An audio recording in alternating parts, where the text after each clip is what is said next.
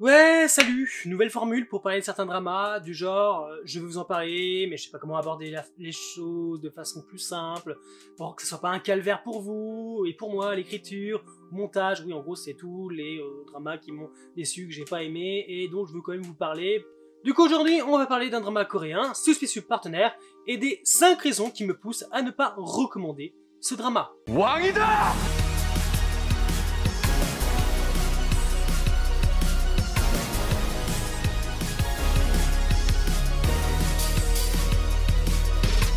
Wow. Oui, je sais, j'en ai toujours entendu que du bien, il est souvent conseillé, mais pourtant moi, j'ai pas apprécié. Et je vais vous dire en quoi. Alors déjà, pour ceux qui connaissent pas le drama, de quoi ça parle? Hyun-Byung-hee est une jeune étudiante en droit qui se retrouve à effectuer un stage avec No Ji-wook, un procureur considéré comme le pire de tous, détesté autant par les avocats que par leurs clients. Alors que Byung-hee est témoin d'un meurtre sans le savoir, elle est accusée à tort de l'assassinat de son ex-petite amie, le tueur étant bien décidé à lui faire porter le chapeau. Ji-wook va alors tout faire pour prouver l'innocence de celle-ci, même si on perd son travail. Ce qui, malheureusement, arrivera. Quelques années plus tard, Byung-hee est devenue avocate, mais elle est fuie par tous en raison que personne ne croit toujours en son innocence. Et elle se retrouve à travailler avec et pour Ji-wook, devenu avocat, alors que le véritable meurtrier refait surface.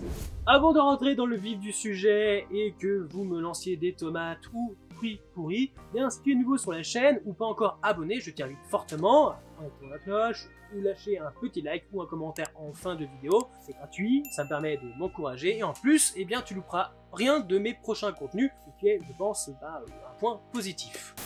Alors la première raison pour laquelle je n'ai pas aimé ce drama, et je ne le conseillerais pas, c'est tout simplement le meurtre du début, cette fameuse accusation qui est purement et simplement low cost. Pourquoi je dis ça? Tout simplement que je pense qu'on est tous habitués à regarder des tas de dramas et qu'on a remarqué certaines choses, qu'il y a des caméras partout. Tous les carrefours, tous les magasins, partout.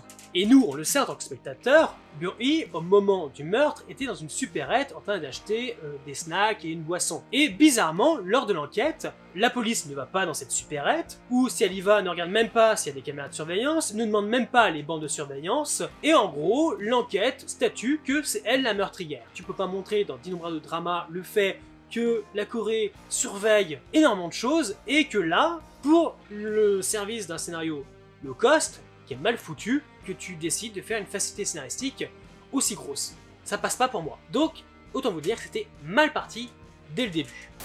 La deuxième chose qui m'a absolument pas plu, c'est le fait qu'on a un personnage qui est le représentant de la justice, il est quand même haut gradé, je sais pas s'il est chef des juges ou directeur du tribunal ou je sais plus quoi, enfin bref, parce que c'est dans quelques mois que j'ai vu le drama, mais lui il se fout complètement de la justice. C'est le père donc de l'ex-petite amie, et lui il a décidé que cette fille, l'héroïne, était la meurtrière, et il va tout faire pour la foutre dans la merde. Au fur et à mesure on va lui montrer des preuves que ce n'est pas elle, mais il va toujours refuser d'y croire. C'est quand même un comble pour quelqu'un qui est censé représenter une arcane aussi importante de la société. La justice quand même, c'est pas rien quoi. Et le pire en tout ça, c'est qu'on va apprendre que ce personnage, il est encore plus pourri qu'on le pensait, parce qu'en réalité, c'est lui qui a manipulé les souvenirs du héros. Non mais je suis désolé, mais au bout d'un moment, faut arrêter de construire des personnages qui sont des monstres, alors qu'ils sont à des positions où ils devraient être tout le contraire. Que tu me fasses un personnage qui n'est absolument pas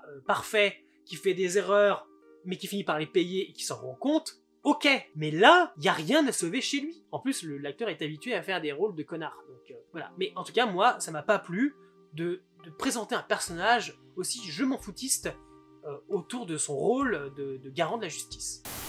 Troisième point, la romance, qui est sans doute l'une des pires que j'ai vues, elle est relativement bas de gamme. Dès le début, on ne croit absolument pas à cette romance. On ne croit pas en leur idylle, on ne croit en rien avec eux. Ok, il y a un très beau baiser, très... ouh, ouais, effectivement c'est chaud, mais à part ça, il y a rien. Moi je trouvais qu'il n'y avait pas d'alchimie, ils n'allaient pas bien ensemble. Tu sens bien qu'en fait, pour essayer de réduire un peu la tension dans ce drama qui est quand même policier, enfin censé être policier, on a voulu mettre un peu de légèreté, donc c'est la romance qui ne m'a absolument pas plu.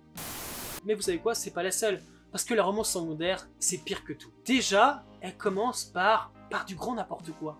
La romance secondaire, c'est entre l'ex du héros, jouée par Colnara, qui est une actrice que j'adore, et le meilleur ami du héros. En fait, depuis très longtemps, entre trois, il y a une sorte de triangle amoureux. Sauf que elle était amoureuse donc de notre héros, et au bout d'un moment, vu qu'ils étaient ils commençaient leur carrière, il était vachement occupé avec les affaires, tout ça, et s'est sentie un peu seule, elle l'a pas trompé. Loin de là. En fait, elle s'est retrouvée avec donc le meilleur ami de celui-ci, qui est aussi son pote à elle, et ils se sont embrassés. Mais elle l'a repoussé avant que ça aille trop loin. Le problème, c'est que notre héros est arrivé au moment où elle reboutonnait sa chemise, et il a cru que ils avaient couché ensemble, et il s'est cassé. Et c'est là, en fait, où tout va mal. Ça se recoupe avec la romance bas de gamme. Je suis désolé, mais dans ce genre de situation, tu laisses passer un peu de temps, et tu demandes des explications. Sauf que le héros va jamais demander ce qui s'est vraiment passé, et elle ne va même pas chercher à s'expliquer, parce que pour elle, ce simple baiser, c'est comme si elle avait vraiment trompé. Et sa seule réponse, ça va être qu'elle va partir aux États-Unis pendant quelques années, puis après elle va revenir la bouche en cœur pour essayer de le reconquérir. À côté de ça, vu qu'elle n'y arrive pas, elle va se mettre dans des situations rocambolesques, genre tout le temps être bourrée, tout ça. Et la seule personne qui répondra tout le temps à son appel, c'est donc son pote, mais ex-meilleur ami, qui lui est toujours amoureux d'elle, et puis à la fin du drama, a priori, elle le fait languir, ils sont ensemble, mais pas vraiment, tout ça. Non, dans ce drama, romance principale ou secondaire, c'est sans doute parmi les pires que j'ai vus, tellement, mais c'est du grand nawak, y a rien qui tient. Et donc de ce fait, avec ces 4 premières raisons exposées, la 5e, c'est tout simplement qu'au final, tout ça, ça participe au fait que le drama manque complètement d'intérêt. Le scénario, il est pas à chier, mais je veux dire, il n'est pas qualitatif. Il y a trop de facilité scénaristique, il y a trop de raccourcis, il y a rien de va. Et pourtant, c'est avec des acteurs que j'apprécie énormément. Ji Chen-woo quand même, c'est un acteur que j'adore, qui m'a jamais déçu dans ses rôles. Là non plus, d'une certaine façon, il ne me déçoit pas dans son rôle. Bien que je le préférais quand même en procureur, il était quand même beaucoup plus cool qu'en avocat dans le drama. Tu sens bien que le casting, il en veut, enfin, il est là pour donner vie à ses personnages. Tu peux pas faire autant d'erreurs dans l'écriture, dans la réalisation, dans la construction de ce drama, en espérant t'en tirer derrière, en disant « Eh ben j'espère que vous avez aimé ». Non, je suis désolé, non. Et puis aussi, bon, on va quand même dire qu'il y a énormément de longueur, et je pense que ce drama a pu faire 12 épisodes sans problème, et qu'on n'aurait pas vu la différence en termes d'intrigue. Voilà, c'est donc pour ces raisons que je ne conseille pas ce drama, et qui pourtant, comme je le disais, réunit pas mal de mes acteurs et actrices favorites. Ça aurait dû me plaire à la base, mais malheureusement, il y a trop de mauvais points. C'est évidemment que mon avis personnel, qui ne tient qu'à moi, et je ne remets aucunement en cause votre propre appréciation. Si vous l'avez aimé, très bien, hein, je veux dire, je vais pas dire que vous avez tort. Aucunement. Évitez de m'insulter dans les commentaires. Voilà, c'est mon avis, je ne pense pas avoir été insultant, je ne pense pas dénigrer le drama pour autant, c'est juste que, selon ma propre vision, ce drama n'est pas passé, il m'a déçu, il ne m'a pas plu, il est considéré comme un hit par beaucoup. Donc, n'hésitez pas, avec respect, à me partager ce qui vous a plu dans ce drama. Moi, ça m'intéresse, ça me permettra aussi un peu de changer d'avis, de remettre un peu d'eau dans mon vin. En tout cas, j'espère quand même que vous avez apprécié la vidéo, enfin ce nouveau format un peu de vidéo pour parler drama. Comme d'habitude, on se retrouve la semaine prochaine pour une nouvelle. Alors, en attendant, continuez à regarder les dramas, et les dramas forts.